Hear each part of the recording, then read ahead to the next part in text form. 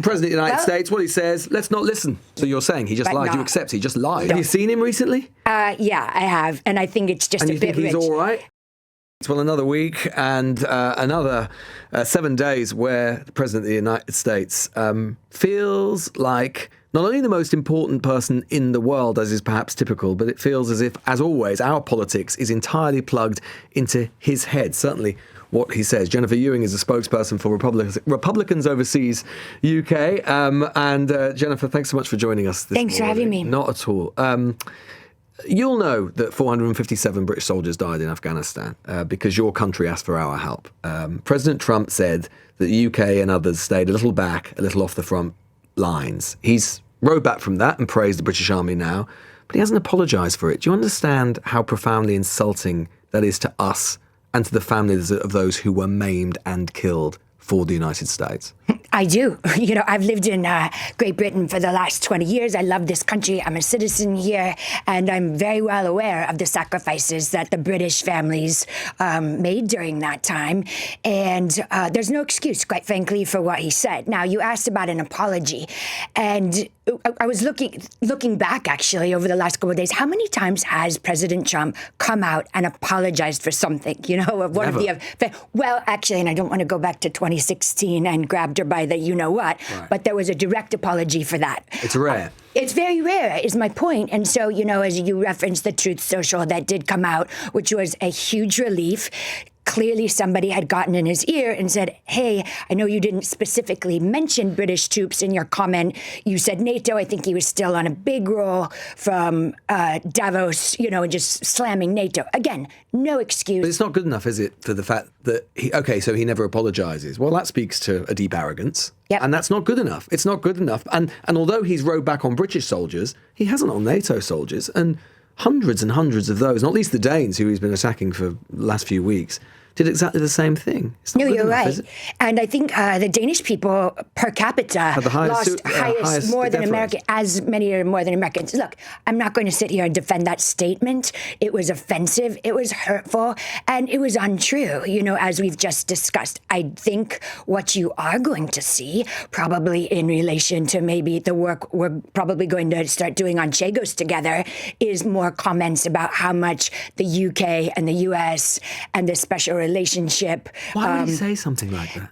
I'm not in the man's mind. You know, I don't know, but Thank goodness. It's been going on for 10 years, right? He's been in the public eye for 5 decades. But so he does say these things. Does it embarrass there's no you? point. I mean, does it embarrass me? I didn't say it. You know? No, but you're a Republican. Does it embarrass you? He's the leader of your party. Does it embarrass you? Do I wish he didn't say it? Absolutely, I wish he didn't say it. But he did, and we can't take it back. Everybody, you know, including our chairman of Republicans Overseas, I haven't seen one person come out and defend it. Have you? Well, no, but I should imagine not. What on earth would there That's to be what I mean. What on earth would there to be to defend? But I haven't seen exactly. Republicans condemning him for it. That's not true. I mean, I think if you look at the poll media tapes of myself or Greg Swenson, other sure, members but with respect, more senior figures in the Republican Party, Speaker Mike Johnson, perhaps, or maybe the Senate Majority Leader. Look, I don't think anyone's going to defend that statement, because we all know it's not true, and this is our greatest ally. And Imagine if a Democrat had said something like that. Imagine if Joe Biden had said something like that. Yeah. People in your party would be saying that not only is it offensive, but they'd be saying he was senile. Do you understand why some people are questioning the president's senility? No, I don't. Really? No, I don't. Have you seen him recently? Yeah, I have. And I think it's just a bit rich. And you think he's all right?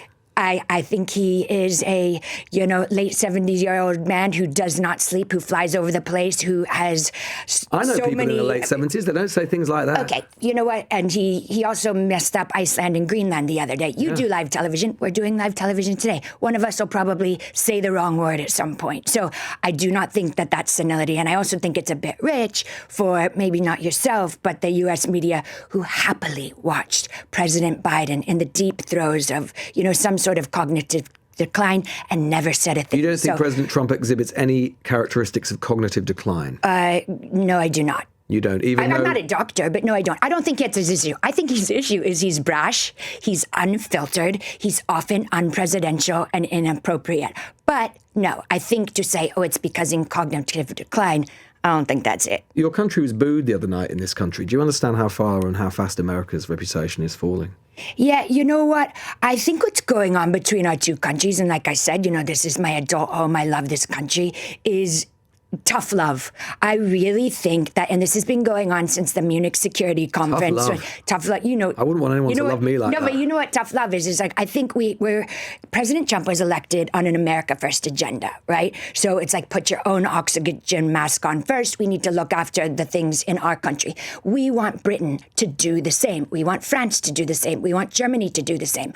All of these countries to look inward, care about the people that actually live there, and be the best you can be. Because if Europe and indeed the UK you think America is the best it can be right now? Weaker, if it continues to get weaker, then how are we? That's not a strong partner. And a lot of that came up was, and I know you discussed it with your with the Green Party member, but Donald Trump wants you guys and NATO to start upping the defense, because we may have to turn our attentions further east to defend ourselves from you. Well, what do you mean by that? Well, what I mean by that is that your country's been threatening to invade a European sovereign power. Oh, are we back on Greenland? Yeah. Oh, okay. Well, would you not agree that with the ice caps melting in the Arctic, that is one of the most important regions going forward for Arctic shipping lanes? You'd agree with that, right? Yep. Okay. And the good news is that as a result of a treaty from the 1950s, where you got the American Virgin Islands and the Danes got a complete recognition of Greenland, you can put as many troops and as many bases on there as you want, but your presidents, including Donald Trump in his first term, have chosen not to do so. So it's obviously your presidents who don't think it's that important. Well, you know what? I mean, I know that's been sort of the narrative all week. Like, why would they go through with this? Because, the U.S., that is, could already do whatever it wanted in Greenland. That's not true. We needed Danish approval and Greenland approval. And quite frankly, it's their country. America and the president, and I think a lot of even Brits, the EU and Europeans, there's too much bureaucracy to get anything done. Well, so because of European red tape, you have to invade Greenland? Do you really think, Lewis, that there was going to be an invasion of Greenland? Well, the Europeans clearly thought it was a possibility because they've been sending troops there as a deterrent. Well, and your president said, until this week, he said and raised the prospect of the use of force. He could have ruled that out earlier. He elected not to do so. He was going to threaten tariffs. He was threatening tariffs on us for opposing him. With friends like that, who needs enemies? Well, I think the funny thing is, again, anyone that's been paying attention to the Trump playbook, that was step 6. That's exactly what he does. He throws a grenade into a room. He says something completely outrageous. No, but you know what I mean. And then people start taking it seriously. That happened with Russia, Ukraine. It happened with, the contributions to NATO. There was never a chance the U.S. was going to invade Greenland to anyone. He's got nowhere with Russia and Ukraine. Anybody.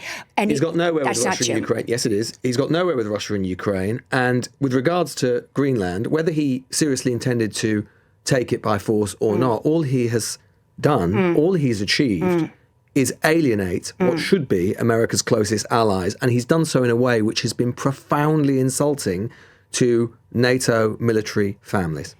Okay, again, we just touched on, the NATO military family. There's no excuse for that. With regards to insulting people, Lewis, if the end result is that Britain gets stronger, that the EU gets stronger, is that not a better thing? Do you think NATO's stronger as a result of the foremost military component of that alliance threatening the use of force against other members of that alliance, given the entire point of NATO is the idea that our security interests are indivisible?